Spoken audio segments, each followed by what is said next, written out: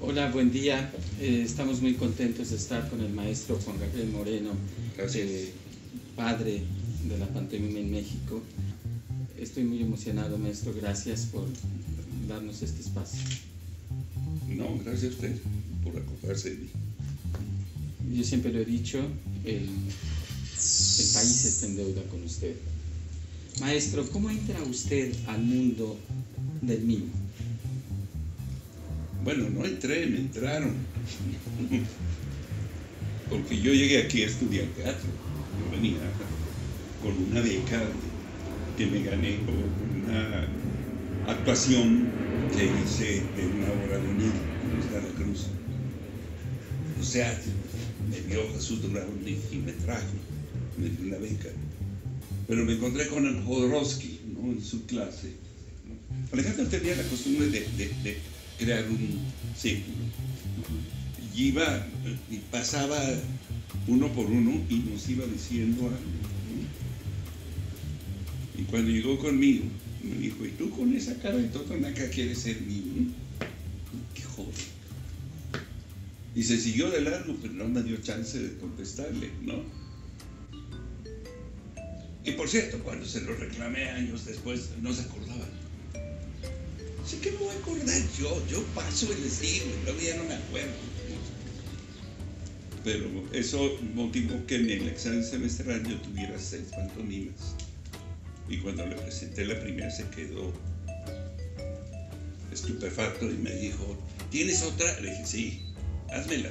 Se la hice. ¿Tienes otra? Sí. Bueno, total hice las 6.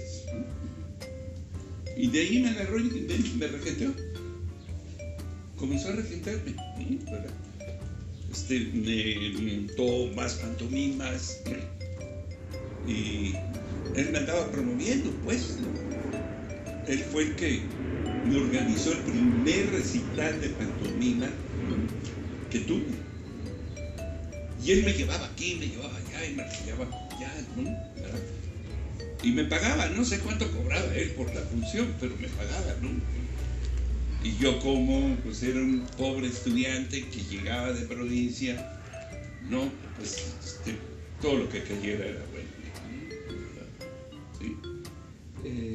Alejandro Jodorowsky, ¿qué es para usted? Mire, yo soy un hombre muy afortunado, ¿sí? Y yo podría decir que es mi maestro, ¿no? Pero cometería una gran injusticia con el abuelo de mis hijos, el doctor Sánchez Vázquez, con quien aprendí la estética, ¿no? Con el doctor Oscar Zorrilla también, la maestra Luisa Josefina, la gran maestra Clementina Otero de Barrios, que me tocó estar con una de los contemporáneos, nada más y nada menos, Clementina Otero de Barrios.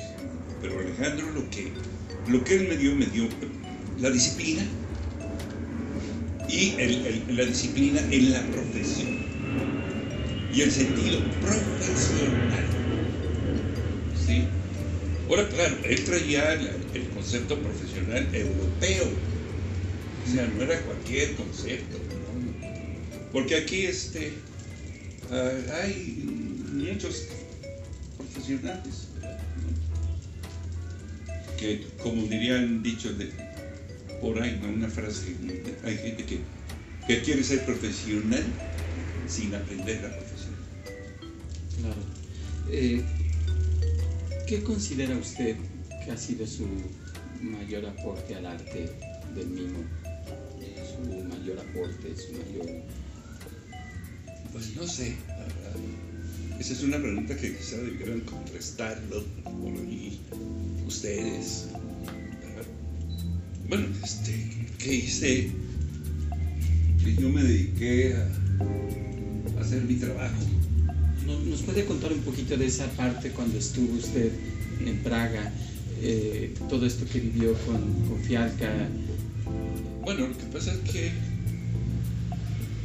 mi querido y entrañable amigo Ludwig Bermúdez con quien estaba yo en tratos por ver lo de el laboratorio de artes escénicas por la fundación. Un día me llama a su oficina y yo, emocionado, dije, ya me van a dar el presupuesto. Llego y me dice, esto es para ti, y me da una hoja de papel, ¿no? La beca, y yo estaba ya investigando un tipo de movimiento que en un momento determinado, aquí no existía un entrenamiento de niño, ¿no? Y por cierto, a mí Alejandro me dijo, métete a una disciplina física. Entonces me metí al Ballet Nacional y aprendí la técnica Graga. Pero eso, ¿qué pasa? Te da una atención muy especial, que los bailarines lo necesitan para bailar, ¿no? Pero el mismo debe contar con un gradiente más amplio de tensiones, ¿no? Y así resultó que cuando llegué con Fialka, me encontré con un entrenamiento con 20 años de desarrollo. O sea, me ahorré 20 años. Y pues allí agarré su técnica y aparte yo junté la técnica de Fialka con la de Cruz, ¿no? Y algunas cosas del ballet clásico y hice el entrenamiento. Pero también lo que aprendí de Praga es que la concepción, porque yo estaba aquí muy encasillado, por ejemplo, yo no sabía qué iba a hacer de espectáculos. David Lima, aunque a no le gustó y está en su derecho, ¿no? Pues fue un clásico y sigue siendo un clásico. Hay gente que lo considera así, ¿no? Pero dije, ¿ahora qué hago? ¿Qué voy a hacer después de la Lima, ¿no? Ando haciendo ahí unos espectáculos medio sonsos, ¿no? Le falté el respeto a Shakespeare, de una Romeo y Julieta infame, ¿no? ¿Sí? Y pero cuando fui, conocí a Fialka y vi sus espectáculos, que además era un tipo con una formación impresionante, ¿no? Todos los espectáculos tenían un género y tenían un tono y un estilo de actuación con respecto al género. Lo que hizo Fialka, que además fue, junto con El Botón, mi espectáculo favorito, Funambules, ¿no? Que fue una especie de homenaje a Jean Gaspar Hugo, el creador del teatro, ¿no? Que era checo, pero vecindad de París. Él era de Viroc, ¿sí? Pero entonces los franceses pronunciaban de Bureau, ¿no? Sí, sí, sí. Y pues era de aquel teatro que se llamaba Funambules, en París, de la cual hay un documento precioso, se llama Les Étoiles de Paradis, ¿cómo se llama? Jean Barrault. Fialka, para los que no conocemos a Fialka, ¿qué nos puede decir de su técnica? Todos conocemos a Decroux, es más, ¿no? A Lecoq, bueno, al mismo Jean-Louis Barrault no tenemos mucho. ¿Qué es Fialka? ¿Cómo puede describir la técnica de Fialka para los que no lo conocemos?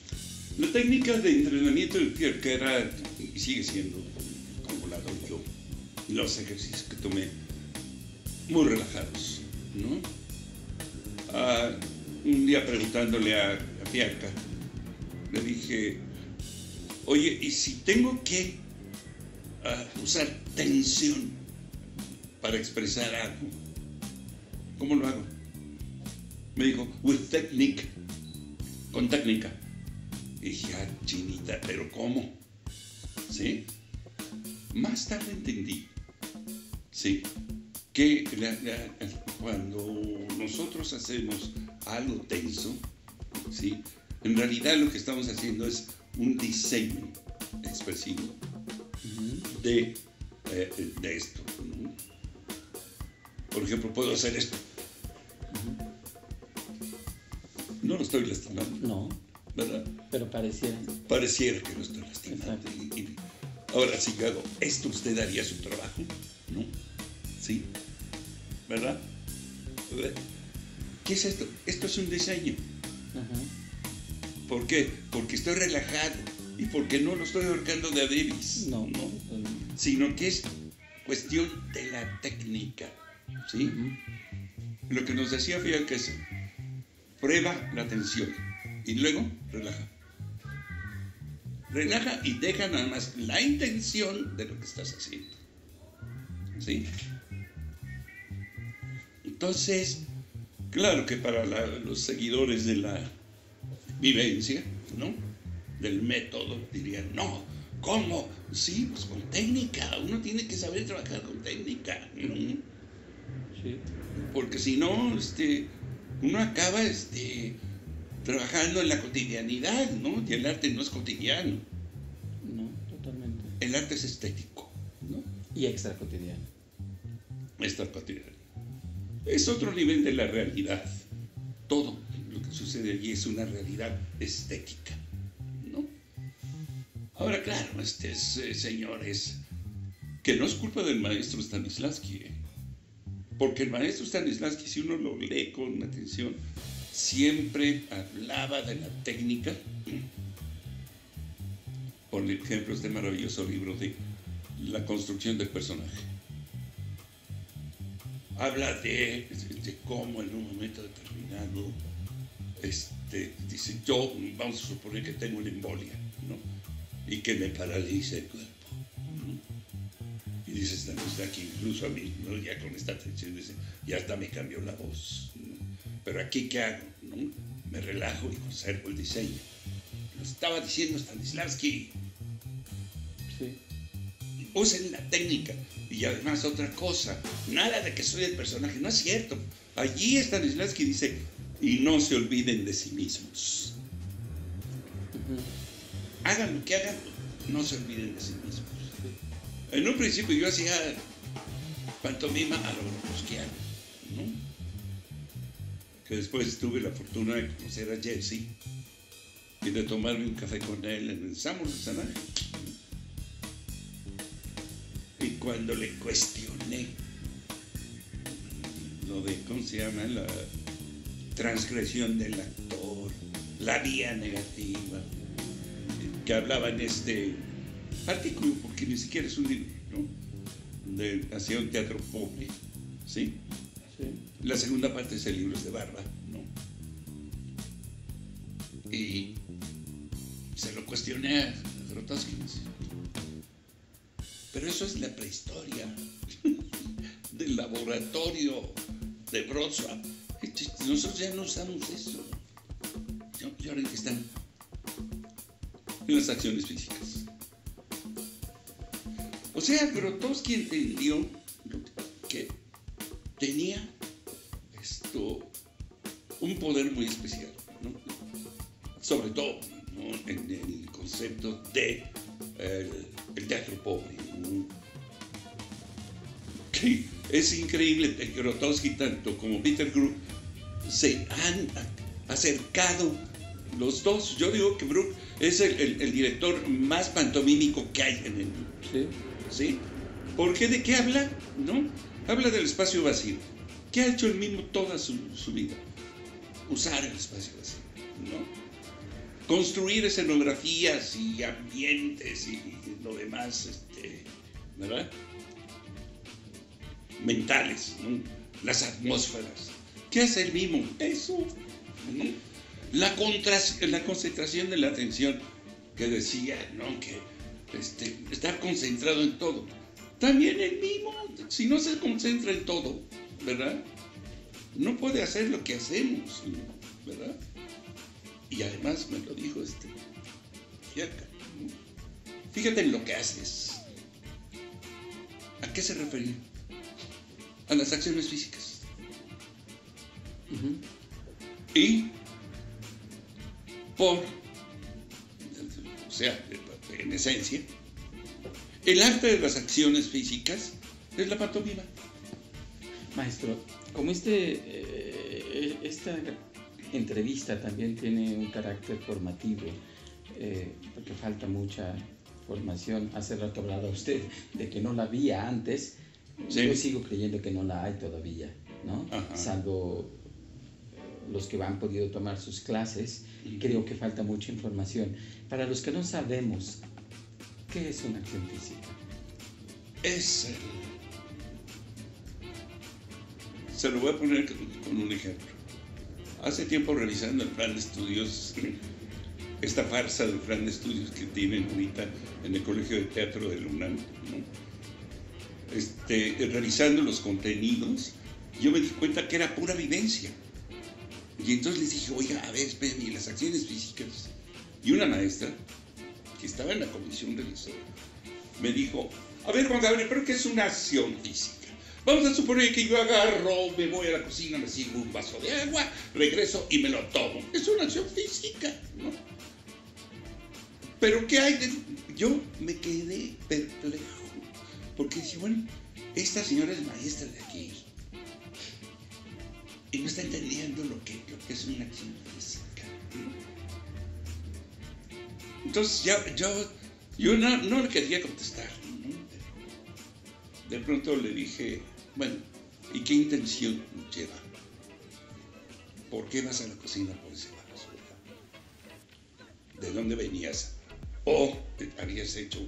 Entonces le comencé a escarbar a esa acción, ¿no? Le dije, es que una acción física no puede estar nada más así tan fácil como tú la dices, ¿no? Tan esquemática, ¿no? Sino debe tener un contenido. Sí. Ahora también, las acciones físicas también son internas, ¿no? ¿Verdad? Porque en un momento determinado puede esta maravillosa escena con John Malkovich y Glenn Close, cuando matan a John Malkovich. Esta película que es extraordinaria. Y que el hombre comienza a decirle, por favor, al caballero, ¿no?, que lo matan, dice, vaya usted con la señora y dígale, por favor. Y hasta se me hace un nudo en la garganta, de que no mueve ni una ceja, no mueve ni un solo músculo de la cara. Y uno ve cómo ese hombre está enamoradísimo y está al mismo tiempo muriéndose. Bueno, pero estamos hablando de John Malkovich, ¿no? Sí. Relaciones peligrosas. Sí.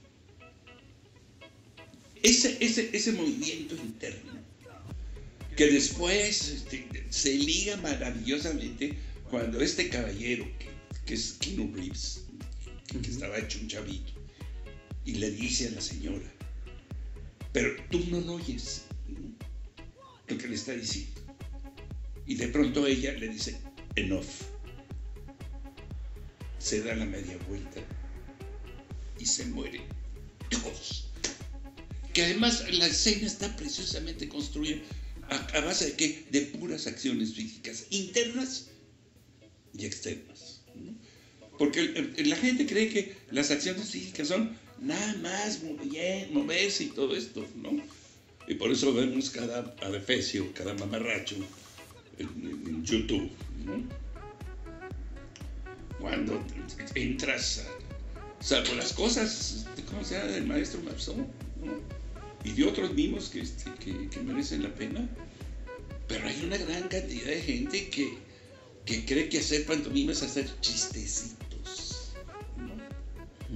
Y ya hay gente que tiene unas facultades impresionantes, ¿no? O que tienen muchos trucos. Por ejemplo, hay un mimo francés de cuyo nombre no me quiero acordar, ¿no?, que no sé si lo ha visto, de que tiene dos cabezas y las dos se mueven y las dos interactúan.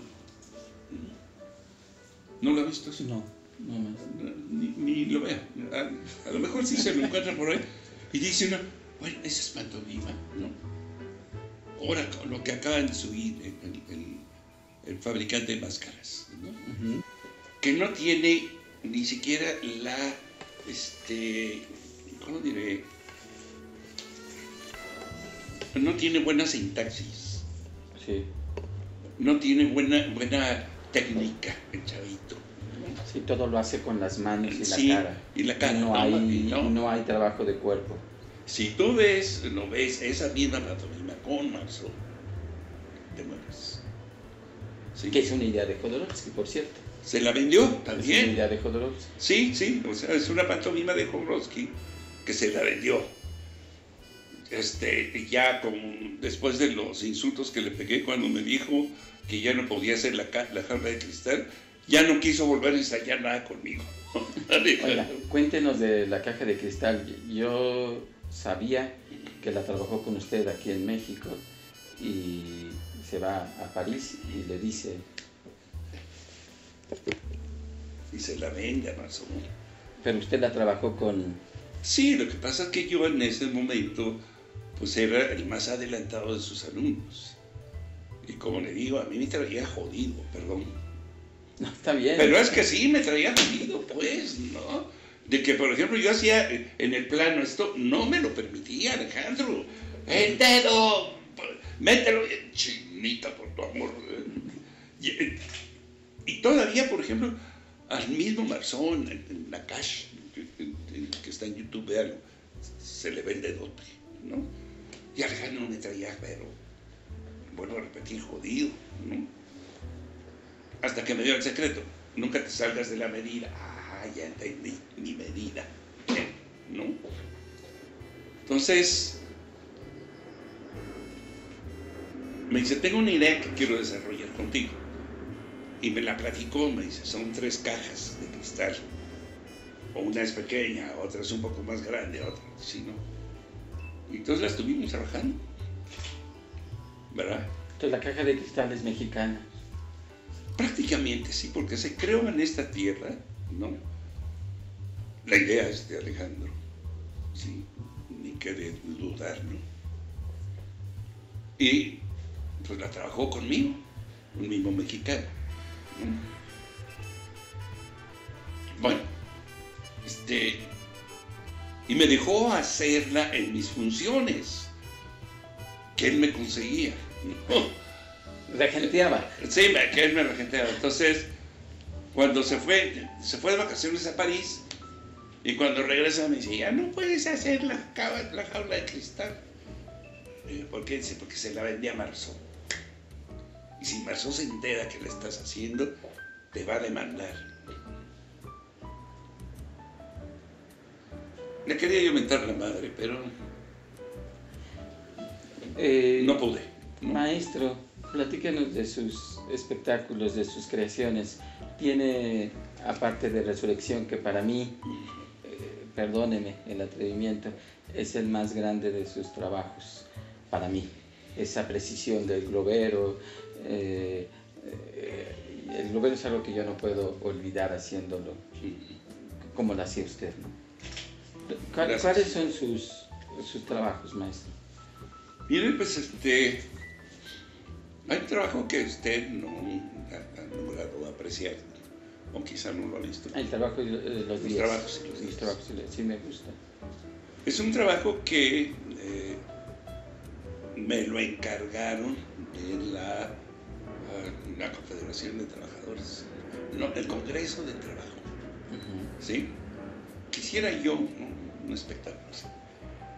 Al mismo tiempo estaba yo con el maestro, el doctor Adolfo Sánchez Vázquez, estudiando los manuscritos del 43 y del 44 de Marx, ¿no?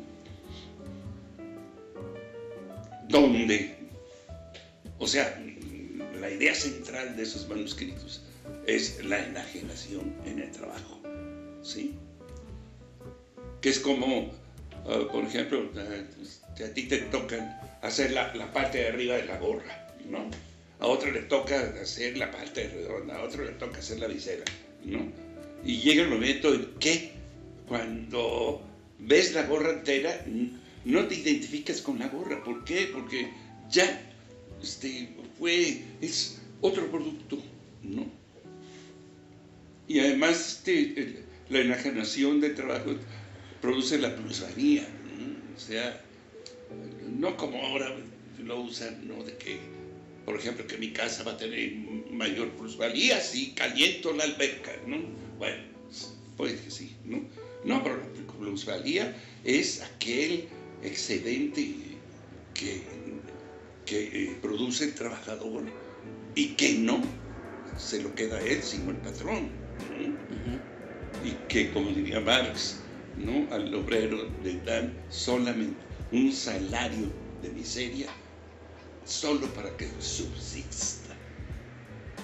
Esto es terrible, ¿no? Y esa fue la idea central, mi tema. Entonces agarré puros pantomimas de oficios, ¿no?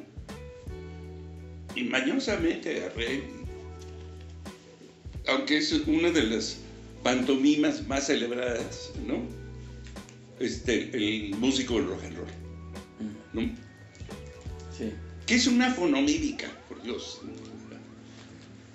Pero sí me propuse, ¿no? Y Humberto Huerta me lo dijo, ¿no? Cuando la vio, dice, es que tú tocas con el cuerpo, ¿no? Y yo pegaba unos saltos de alegría, ¿no? Porque dije, lo logré, ¿no? Que mi cuerpo fuera un instrumento también, ¿no? Pues ahí está el envenenador, está el vendedor, está el agente de tránsito, ¿no? Está el domador de perros, ¿no? Está el trabajador con la que termino, ¿no? Que eran pantomimas emblemáticas, ¿no? De problemática de los trabajadores y sus oficios, ¿no?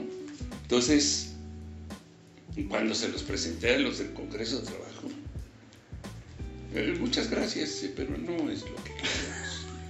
Los mimos estamos haciendo cosas sin contenido. Creo que es muy importante que haya algo que decir, que transformar. El arte para mí tiene que ser comprometido con su momento histórico. Si el mimo no se compromete con su momento histórico y lo transforma, no es arte. Para mí. Bueno, pero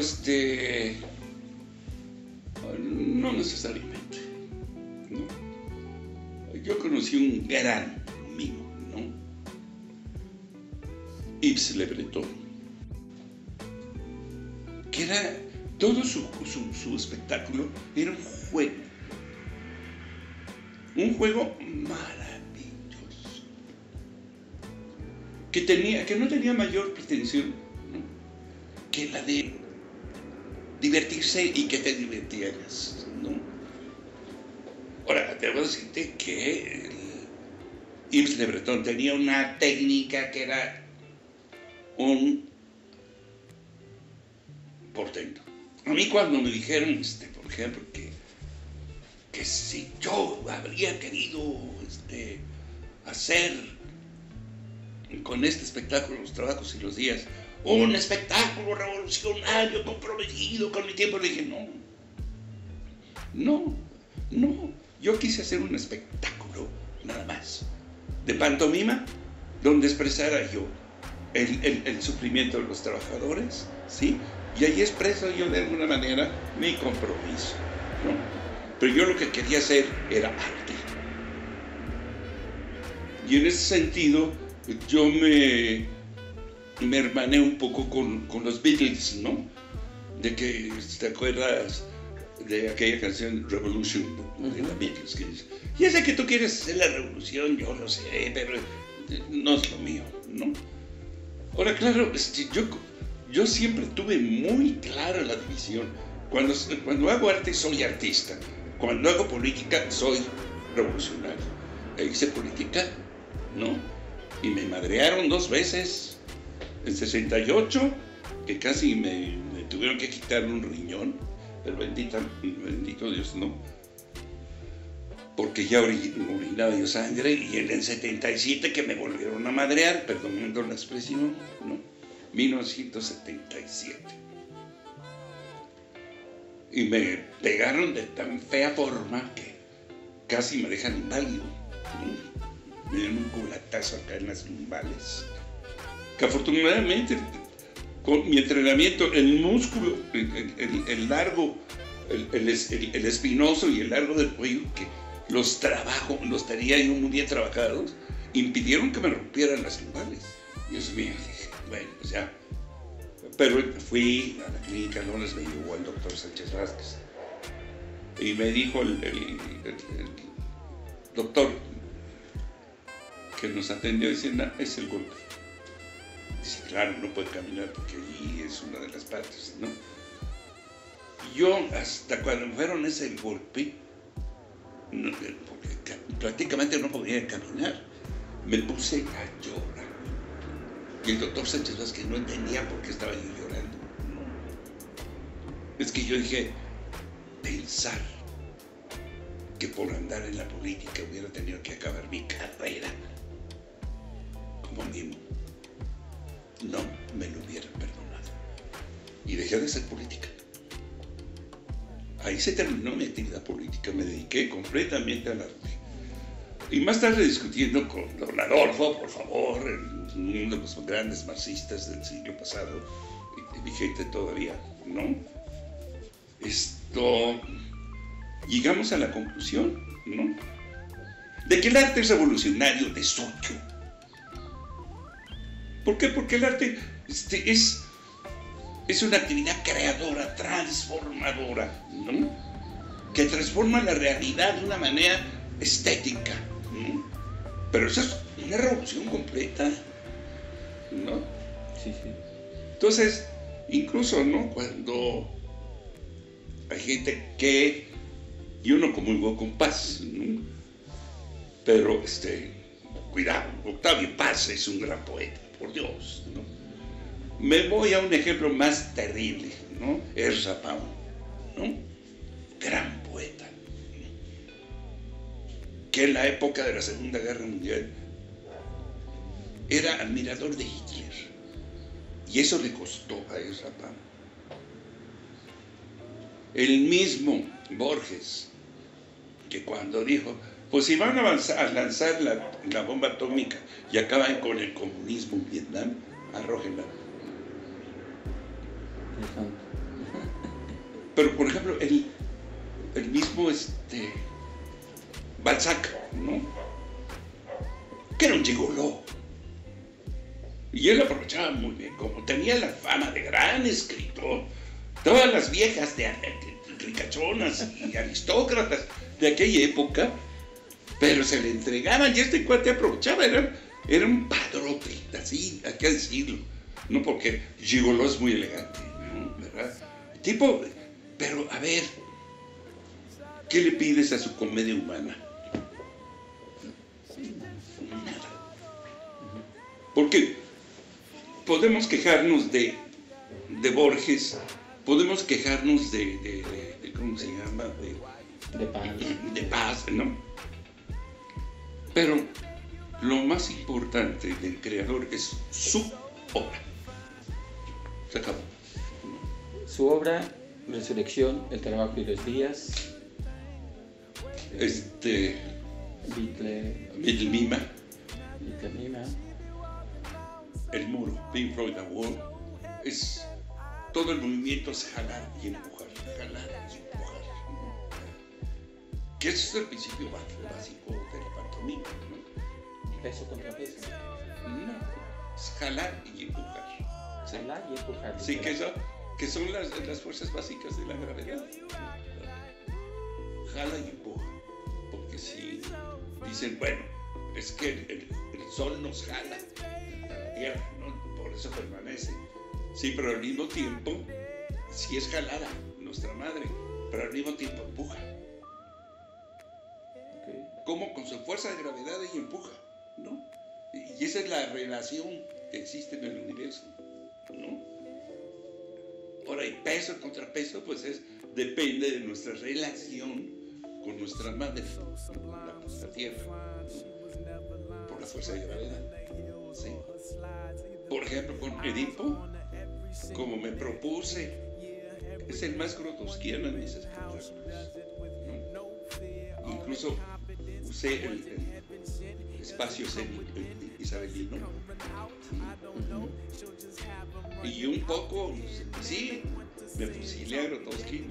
Los espectadores de la primera fila tenían sus pies en el escenario, estaban sentados y tenían, ¿sí? ¿Y por qué? Porque yo dije, los espectadores van a ser parte del pueblo de Edipo, ¿no? Y como eran 3 frentes, dije, ¿para dónde vamos a voltear? ¿Para dónde vamos? Y el movimiento fue en espiral. En espiral. Todo el tiempo nos estábamos moviendo y estábamos en espiral, ¿no? Y por ejemplo, todo el mundo estaba seguro de que el espectador de este lado, de este lado, de este lado, de que habían visto siempre un frame, ¿sí? Y hubo quien, un compañero mío, cuando estaba yo explicando precisamente el movimiento en espiral de Edipo, con razón sentí yo el jalón que me llevabas hacia el centro y que me jalabas hacia el centro del escenario, ¿no? Pero que tenía yo que resistirme por el movimiento que estabas provocando, ¿verdad? Igual que Fialka, ¿no? Que Fialka tenía sus formas de movimiento de acuerdo con el género dramático, el tono y el estilo del género. Tuve una discusión, bendita maestra, le digo que soy afortunado, Luisa Josefina, que cuando estrené El Muro, Lizárraga lo consigna, ¿no? Que cuando fue a ver El Muro, estaba yo discutiendo con la maestra Luisa fuera de teatro, y me decía la maestra, es que es farsa trágica, Juan. Es sustitución de realidad, sustitución de lenguaje, sustitución de personajes, ¿no? Es farsa, pero tú le hiciste trágica, ¿no? Sí, tiene la estructura de la tragedia, ¿no? Pero es una farsa. Que no, yo le decía con la maestra, bueno, ¿qué le voy a alegar yo a esa señora? Por Dios, ¿no? Pero yo de necio, que le dije dije, a ver, maestra, dije, las matemáticas y la música, ¿verdad? Son otro lenguaje, son fársicos. Se me queda mirando la maestra y dice, buen punto, Juan, buen punto, ¿no? Así que yo también comencé a meterle el género, ¿no? A mis espectáculos. También, por ejemplo, ahí sí, porque lo decidí con los trabajos y los días, dije, va a ser farsa trágica. Y así lo trabajé como farsa trágica, ¿no? La Beatle-Mima era farsa completamente, ¿no? Sí. ¿Verdad? Y además fue un experimento maravilloso, ¿no? Muy coreográfico, muy dancístico, es danza pantomima, ¿no? Quizá por eso no le gustó, porque es dancístico, ¿no? Pero tiene cosas padres. Bueno, es mi criatura, ¿yo qué puedo decir de ella? Claro. Entonces, ¿tenemos alguna obra que se nos olvide, maestro? No, ahí está el creador también, ¿no? Que fue la primera vez que yo me propuse hacer un espectáculo de pantomima, teatro y danza, ¿no? Que era muy simpático, porque era un pintor que está enfrascado con su obra, ¿no? La novia lo está esperando en su casa para irse a una fiesta, pero el cuate no se ha ni cambiado, ¿no? Está enfrascado en resolver el problema de su cuadro. Y llega doña Cata, que es su sirvienta, le dice, maestro, no se ha vestido usted. Vístase la señorita, ya lo está esperando, que ahora son las 11. Pero ¿por qué no me avisó que ya son las 11, doña Cata? Todo esto hablado, ¿no? Y luego había un cambio, él ya se ponía a ensoñar, se figuraba que su cuadro era tan bueno que se lo iban a robar. Resurrección. ¿El que me hace usted el favor de decir que es el mejor mío? Y los trabajos y las días, con esto están para demostrar que hice trabajos individuales, ¿no? Y que por cierto, fíjense, en Seúl, Corea, un crítico francés que lo vio, dijo, yo pensé que la pantomima individual estaba agotada con Marceau. Eso fue todo su comentario. Maravilloso. Y yo me quedé así, pero con ganas de que le echara más, ¿no? Y mi cuate, el que le preguntó si quieres más, güey. Será suficiente. Sí, entonces, en Praga, claro, el maestro Fialka con su concepción clásica de la pantomima, ¿no? Incluso influyó, porque en Checoslovaquia, bueno, antes Checoslovaquia, llevé los dos espectáculos individuales. Los trabajos y los días se presentó una sola vez en Praga. Y el resto de la gira, a instancias de Fialka, que dijo, no, que hagan puro Resurrección, ¿no? Y claro, sí, pues fue un exitazo, ¿no? Pero, por ejemplo, al año siguiente que yo fui a ver si me traía Fialka para que les montara el botón, y conocí a varios mimos jóvenes, les pregunté sobre Resurrecciones. Mi trabajo, dijeron, sí, Resurrección, sí. Pero los trabajos y los días, eso. Para ellos, para los jóvenes, los trabajos y los días eran así como el espectáculo, ¿no? Y ya ve que yo termino el espectáculo, me quedo mirando al público, agarro mis tataches y me voy. Y ya no salgo a dar las gracias. Muy brechtiano. Sí. Y pues subió el camerino y alguien dice, Juan Gabriel, ¿qué pasa? Y yo estaba desmaquillando. Y dije, es que así es el espectáculo. Yo no doy las gracias. Para que tengan la idea de que esto no es que es verdad lo que acabo de decir. Si no estás en México, estás en Praga, regresa al escenario a dar las gracias al público. Le dije, en Praga, como en China, los trabajos y los días es así y no bajo. Me acabó. En eso estaba cuando entra una señora llorosa, que después me enteré que era una gran actriz checa, ¿no? Pero llorando, y llegó y me abrazó y me decía, Yekui, que quería decir gracias, ¿no? Y me hizo llorar la señora, porque dije, ¿qué onda? Entonces ya Fialka ya no dijo nada, ¿verdad? Se salió del camerino furioso, ¿no? Y luego me lo recriminó, ¿verdad? Es que no puedes hacer aquí, no estás como dándome a entender que no estaba yo en mi rancho, ¿no? Le dije, pues en mi rancho como en tu rancho. No hay gracias. No hay gracias, ¿no? También en Edipo no hay gracias. No había gracias. Pero es que a la gente no le quedaban ganas. Aplaudía a la gente y se quedaba así. Totalmente tocados, ¿no? En días de la catarsis. Y pero nadie pidió, ¿no? Las gracias, no salimos, ¿no? De Cruz. Bueno, ¿qué es de Cruz para el maestro? Es el padre de la pantomima moderna para acabar pronto. ¿Sí?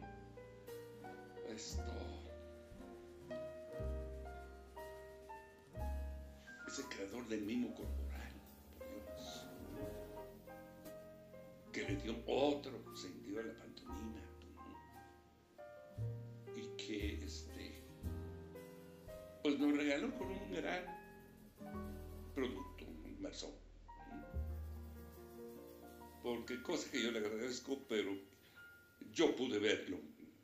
Yo recuerdo que en 1962 fui a verlo a Bellas Artes y yo salí llorando, ¿sí? De esa belleza. Yo decía, cuando sea grande quiero ser como ese güey. Perdón. No. Yo quiero ser como él. Y por mucho tiempo Marceau fue mi modelo a seguir. Hasta que se me apareció Chaplin. Y allí sí le doy un poco de razón, porque, bueno, Chaplin sí tiene un compromiso más humano. Chaplin. Además hay varias pantomimas de Marceau que están basadas en ¿cómo se dice? Extractos de películas del maestro Chaplin. El jugador de dados es un pedazo de, ¿cómo se llama? El inmigrante, ¿se acuerdan del inmigrante? Sí.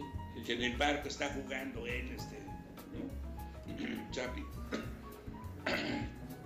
Otra gran pantomima de Marceau, muy bien hecha, muy bien realizada, David y Goliat. ¿Que de dónde la sacó? De The Pilgrim. ¿Se acuerdan del peregrino de Chaplin? No me acuerdo. Que es un fugitivo de la justicia. Y resulta que hay un cura que está en camino de llegar a un pueblo, se mete a bañar al río y deja su ropa. Y entonces le roba la ropa. Y llega vestido de cura.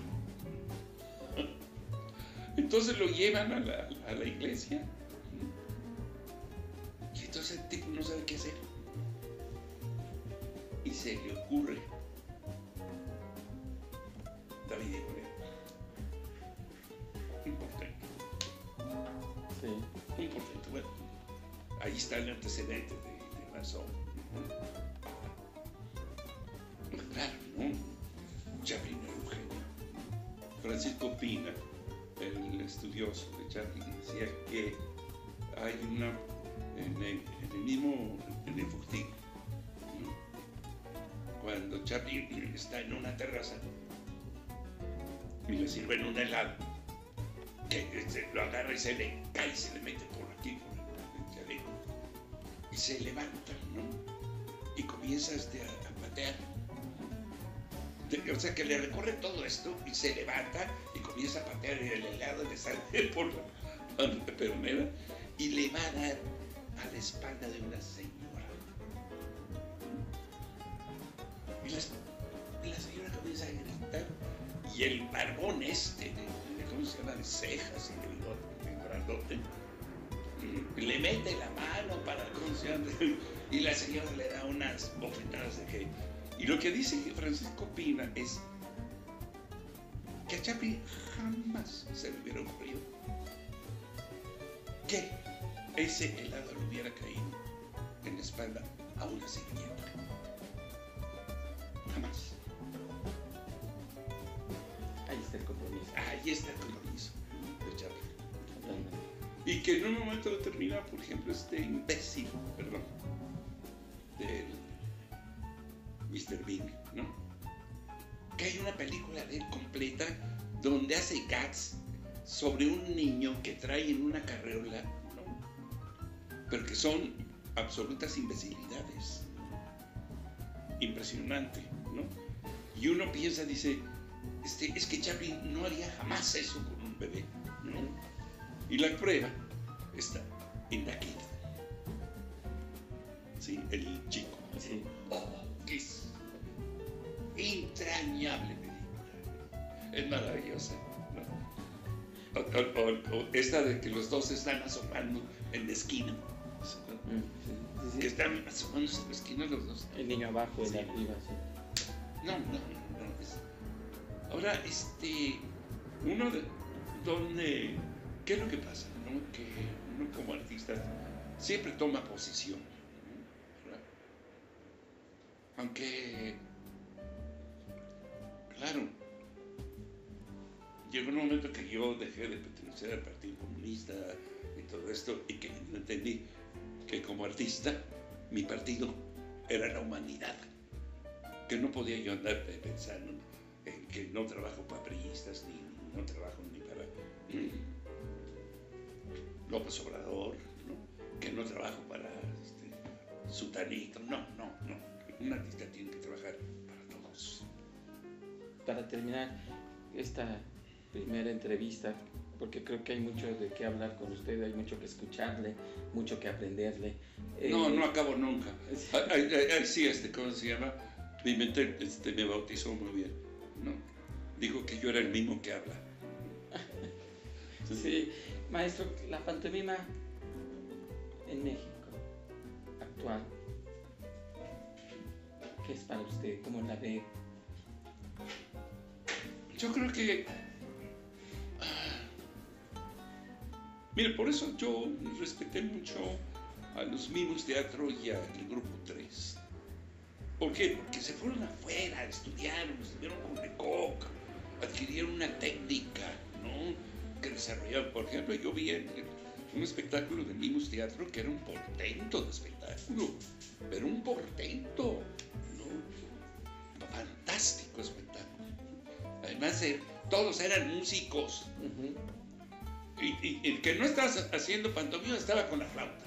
Dejaba la flauta y se iba a hacer una pantomima, el que seguía, ¿no? Eran impactantes, ¿no? El Grupo 3 de Lalo de la Borbolla y de Gary, Baena, en paz descanse también, Baena.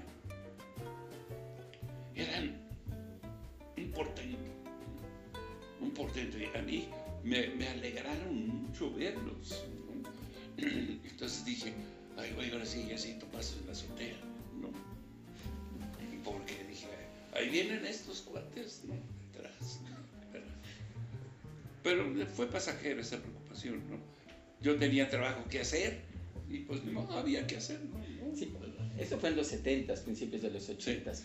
Hoy, 2019, ¿qué piensa de la pantomima en México? Es que no conozco mucho de la pantomima en México. A lo que voy, lo que he visto, siento que hace falta una gran capacidad técnica. O sea, tienen que aprender el lenguaje de la pantomima y tienen que saber que existe también una sintaxis. ¿Qué es la sintaxis?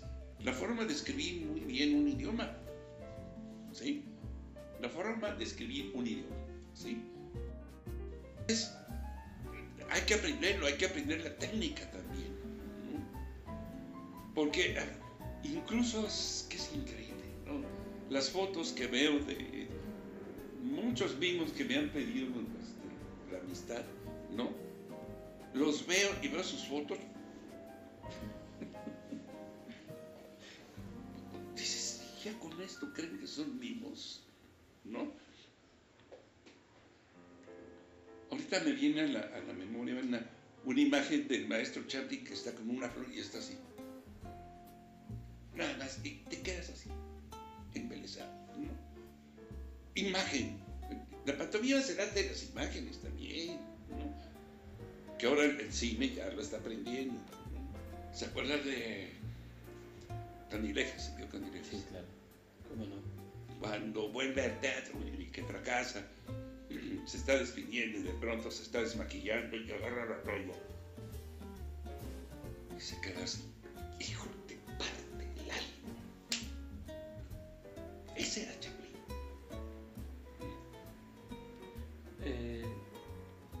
¿Qué podríamos sugerir, aconsejar? Que trabajen, que se eduquen, ¿no? Yo en su momento, gracias también a Alejandro que me estuvo, como decimos en mi tierra, me la va a perdonar, yo soy de Veracruz, que me estuvo chinga, que te jode, chinga, que te jode, chinga, que te jode. Entrénate, capacítate, sé profesional, cumple, ¿no? Híjole, ¿sí? Y además, un día leí una anécdota de Pau Casares, ¿no? El gran chelista, ¿no? Contaba a su esposa que se despertaba en la mañana y se preguntaba, ¿quién soy? Y se contestaba, soy Pau Casals. ¿Qué soy? Chelista. Saltaba de la cama, se ponía una bata, agarraba su chelo, sin desayunar, sin bañarse. Lo primero que hacía. O sea, ¿quién soy? Juan Gabriel Moreno, ¿qué soy? Mimo. Entonces, chíngale, papacito. La maestría se hace con la práctica. Totalmente. Entonces, que trabajen, que se eduquen. Sí. ¿Algo más que quiera agregar, maestro? Nomás darle las gracias a usted, ¿sí? Por todo esto, ¿sí? Es un placer. Y se lo merece usted. Oh, no, sí, usted con eso. Ya me la voy a creer. Créaselo. No, ¿quién me va a aguantar? Pues, Ya no le voy a querer hablar. bueno, perderé ese privilegio de poderle llamar por teléfono No, y por favor. platicar. Maestro, Gracias. muy agradecido por el tiempo, Gracias. por sus palabras, Hombre. por sus enseñanzas. Se le quiere y se le respeta. Gracias. Muchas gracias. Gracias a usted. Gracias.